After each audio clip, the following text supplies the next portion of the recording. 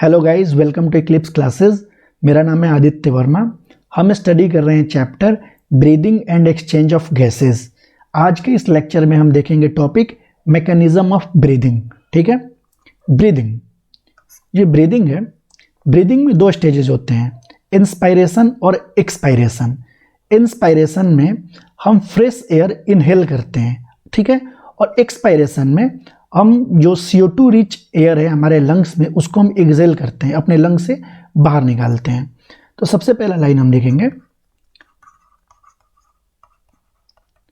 Breathing involves two stages. पहला है inspiration, ठीक है, और दूसरा है एक्सपायरेशन। इंस्पायरेशन में हम क्या करते हैं, इंस्पायरेशन में हम फ्रेश एयर को लेते हैं, ठीक है, taking in fresh air.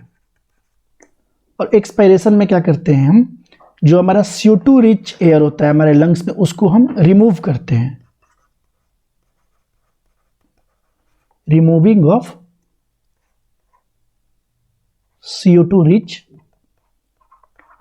Air from lung. तो आज के इस लेक्चर में हम यही देखने वाले हैं कि इंस्पायरेशन और एक्सपायरेशन होता कैसा है, कैसे ये होता है, इसके पीछे का हम मैकेनिज्म को पढ़ने वाले हैं। ठीक है, तो इसका सबसे बेसिक मैकेनिज्म जो है वो है प्रेशर ग्रेडियंट। ठीक, प्रेशर ग्रेडियंट से हमारा इंस्पायरेशन और एक्सपायरेशन होता है। किससे होता है ये? प्रेशर ग्रेडियंट से। इसको समझते हैं हम, प्रेशर ग्रेडियंट कैसे। हमको पता है जो एयर है कैसे मूव करता है, from high pressure to low pressure. ठीक, और हमको ये भी पता है pressure is inversely proportional to volume. ठीक, जब वॉल्यूम बढ़ता है तो प्रेशर कम होता है, जब प्रेशर बढ़ता है तो वॉल्यूम कम होता है, ये इनवर्सली प्रोपोर्शनल होता है। ठीक है, इसी प्रेशर ग्रेडियंट से हमारा इंस्पायरेशन और एक्सपायरेशन होता है। देखिए, इंस्पायरेशन की बात करें,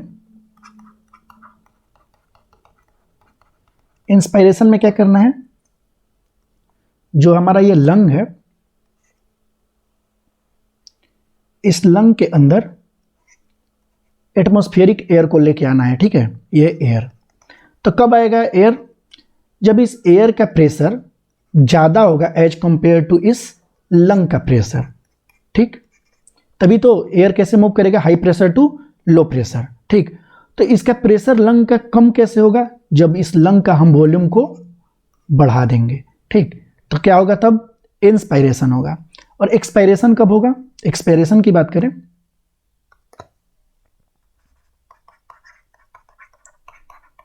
एक्सपायरेशन कब होगा? एक्सपायरेशन में क्या करना है, हमको लंग के एयर को बाहर निकालना है। ठीक है, ये है एयर, तो बाहर कब जाएगा? जब लंग का प्रेशर क्या है, ज़्यादा होगा एज कंपेयर टू एयर का प्रेशर। ठीक, तो लंग का प्रेशर जब बढ़ेगा कब? जब लंग के वॉल्यूम को हम घटा देंगे। ठीक, ये है हमारा इंस्पायरेशन और एक्सपायरेशन। ठीक है, और इसके पीछे के हम मैकेनिज्म को पढ़ेंगे। उससे पहले हम देखते हैं अपने जो हमारा रिब केज है, रिब केज में कुछ मसल्स होते हैं, उन मसल्स से ही इंस्पायरेशन और एक्सपायरेशन होता है। तो उससे पहले हम मैकेनिज्म पढ़ने से पहले हम इन मसल्स को देख लेते हैं। ठीक, ये है हमारा थोरेसिक वर्टिब्रे, जो हमारे बॉडी के डोर्सल साइड में प्रेजेंट है। ये है थोरेसिक वर्टिब्रे, किस साइड प्रेजेंट है? हमारे बॉडी के डोर्सल साइड। ठीक, और हमारे वेंट्रल साइड प्रेजेंट है हमारा स्टर्नम, ये है स्टर्नम। ठीक, और जो थोरेसिक वर्टिब्रे को स्टर्नम से कनेक्ट करता है ये है हमारा, जल्दी बताइए इसको हम क्या बोलते हैं? ये है हमारा rib cage, sorry rib cage नहीं, सॉरी रिब, ये है हमारा रिब। रिब थोरेसिक वर्टिब्री और स्टर्नम मिल के बनाता है हमारा रिब केज, ठीक है। ये है हमारा रिब। जो ये रिब्स हैं, इन रिब्स के आउटर साइड में, एक्सटर्नल साइड में मसल्स प्रेजेंट होता है, जिन मसल्स के नाम है external intercostal muscle. External intercostal muscle, ये पहला मसल हो गया। ये जो रिब्स हैं, इनके अंदर साइड भी मसल प्रेजेंट होता है, जिसका नाम है इंटरनल इंटरकोस्टल मसल।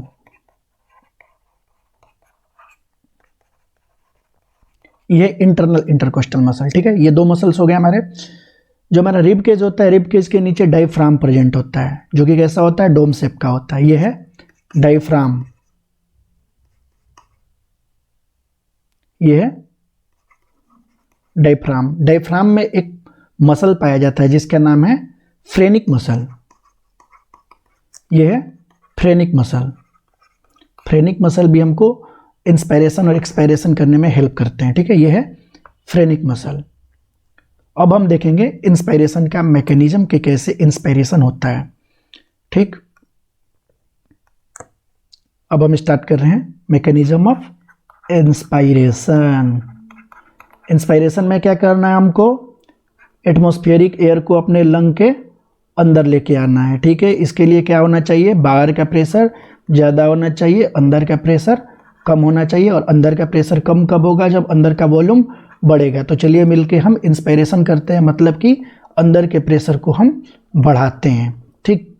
देखिए, इंस्पायरेशन जो होता है दो तरीके की होती है। एक तो होता है हमारा नॉर्मल इंस्पायरेशन, जो हम अभी कर रहे हैं, ठीक है, आराम से सांस ले रहे हैं, कैसा, नॉर्मल। एक होता है फोर्सफुल, जब हम एक्सरसाइज या फिर बोले तो रनिंग के टाइम पे करते हैं, वो होता है हमारा फोर्सफुल इंस्पायरेशन, ठीक, फोर्सफुल इंस्पायरेशन। जो नॉर्मल इंस्पायरेशन होता है ना, इसमें दो मसल इन्वॉल्व होता है। कौन कौन से, पहला है फ्रेनिक मसल, दूसरा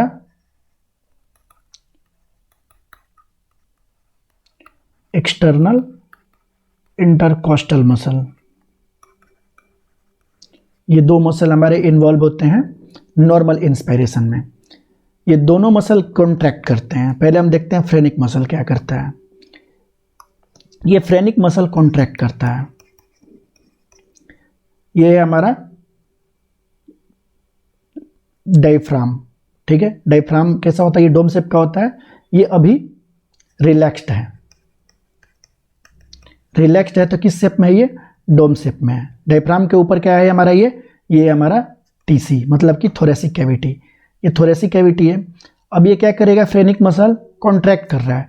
जब ये कॉन्ट्रैक्ट करेगा तो ये जो हमारा डायफ्राम है ये फ्लैट हो जाएगा। ये कैसा हो गया, फ्लैट हो गया। फ्लैट हुआ तो ये थोरेसिक कैविटी का जो स्पेस है वो बढ़ गया। ये क्या है, ये हमारा डायफ्राम है, जो कि क्या हो गया, ये कॉन्ट्रैक्ट कर गया है। तो जो वॉल्यूम है थोरेसिक कैविटी का, ये एंटीरियर पोस्टीरियर एक्सिस में ये बढ़ गया है। ये है एंटीरियर पोस्टीरियर, ठीक है। एंटीरियर पोस्टीरियर एक्सिस में क्या हुआ है, वॉल्यूम बढ़ गया है। इस वॉल्यूम को बढ़ने के कारण क्या होगा, प्रेशर कम होगा। और जब प्रेशर कम होगा तो एयर मूव इन करेगा, air will move in, simple, ठीक है। अब हम देखेंगे external intercostal muscle. External intercostal muscle भी क्या करेगा, कॉन्ट्रैक्ट करेगा। जब ये कॉन्ट्रैक्ट करेगा तो जो हमारा रिबकेज है, जो पूरा ये रिबकेज है, उसको क्या करेगा, अपवर्ड और आउटर साइड में इसको पुश करेगा, या बोले तो एलिवेट करेगा हमारे जो रिबकेज है उसको अपवर्ड और आउटवर्ड साइड में। जब आउटवर्ड और अपवर्ड साइड में इसको एलिवेट कर रहा है तो क्या हो रहा है, देखिए, जो हमारा जो रिबकेज है उसको क्या करेगा, आउटवर्ड और अपवर्ड साइड में एलिवेट करेगा। तो जो डोर्सो वेंट्रल एक्सिस है, डोर्सल वेंट्रल एक्सिस में वॉल्यूम बढ़ेगा, ठीक है। जैसे हम देख लेते हैं पहले, देखिए ये हमारा ह्यूमन बॉडी है, ठीक। ह्यूमन बॉडी का ऊपर वाला साइड होता है ये एंटीरियर रीजन, नीचे वाला साइड होता है लेग्स पोस्टीरियर रीजन में, ठीक। फ्रंट की बात करें चेस्ट में तो ये होता है हमारा वेंट्रल रीजन और पीछे का साइड है डोर्सल रीजन, ठीक। तो जब हमारा एक्सटर्नल इंटरकोस्टल मसल कॉन्ट्रैक्ट करता है तो हमारे रिब केज को अपवर्ड और जो आउटवर्ड है इसमें एलिवेट करता है, जिससे कि क्या होता है हमारा एक मिनट पूरा अच्छे से लिख देते हैं। कॉन्ट्रैक्ट करेगा तो क्या करेगा, elevate the rib cage towards upward and outward, ठीक है। जिससे कि क्या होगा, increase in volume in dorso ventral axis.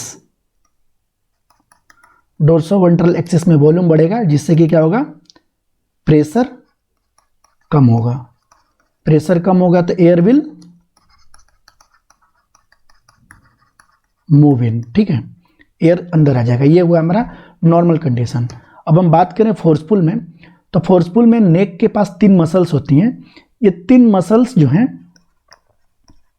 Muscles of neck region, ये क्या करते हैं, कॉन्ट्रैक्ट करते हैं। जब ये कॉन्ट्रैक्ट करते हैं तो जो हमारा रिब केज है ना, इसको और भी ज़्यादा एलिवेट करते हैं और ऊपर लेके जाते हैं, ठीक है। तो ये क्या करते हैं, the rib cage will elevate more. जब और भी ज़्यादा एलिवेट करेगा ये रिब केज तो क्या होगा, हमारा वॉल्यूम और भी ज़्यादा बढ़ेगा, ठीक है। जिससे क्या होगा, प्रेशर और कम होगा, ठीक, और एयर जो है और भी अंदर रहेगा हमारे लंग्स में। एयर विल मूव इन, ठीक है। ये हो गया हमारा फोर्सफुल का कंडीशन। अब हम देखेंगे एक्सपायरेशन के, एक्सपायरेशन कैसे होता है, एक्सपायरेशन के टाइम पे कौन कौन से मसल इन्वॉल्व होते हैं। एक्सपायरेशन की बात करें,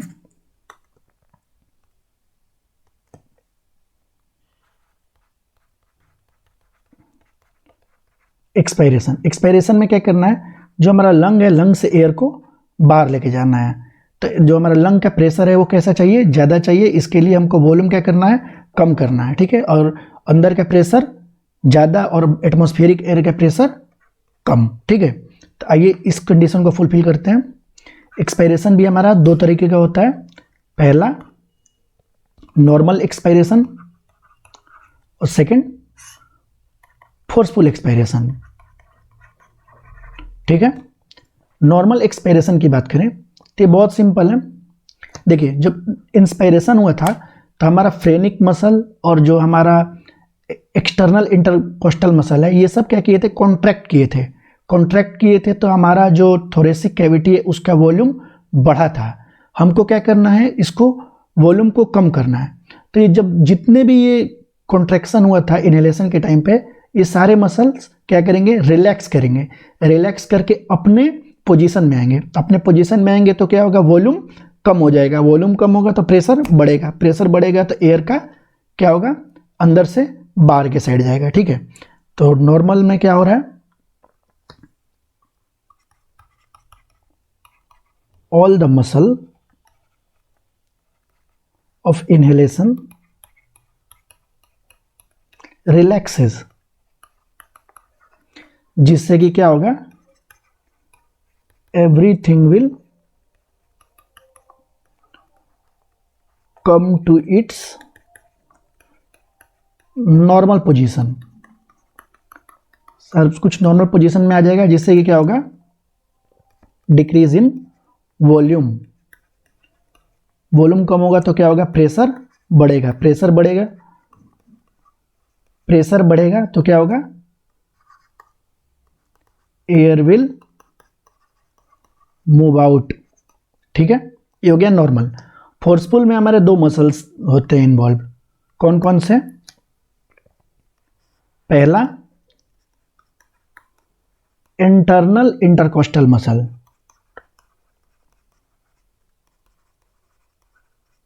और सेकंड एब्डोमिनल मसल। ठीक है, जब इंटरनल इंटरकोस्टल मसल कॉन्ट्रैक्ट करता है तो क्या होता है, जो हमारा रिबकेज है ना, ये डाउनवर्ड और इनवर्ड की तरफ पुश होता है। ठीक है, जब डाउनवर्ड और इनवर्ड की तरफ मूव होता है ये, तो क्या होता है, जो हमारा थोरेसिक कैविटी का वॉल्यूम है वो और भी ज़्यादा कम होता है। जब वॉल्यूम और कम होता है तो प्रेशर और भी ज़्यादा बढ़ता है। ठीक है, moves the ribcage inward and downward,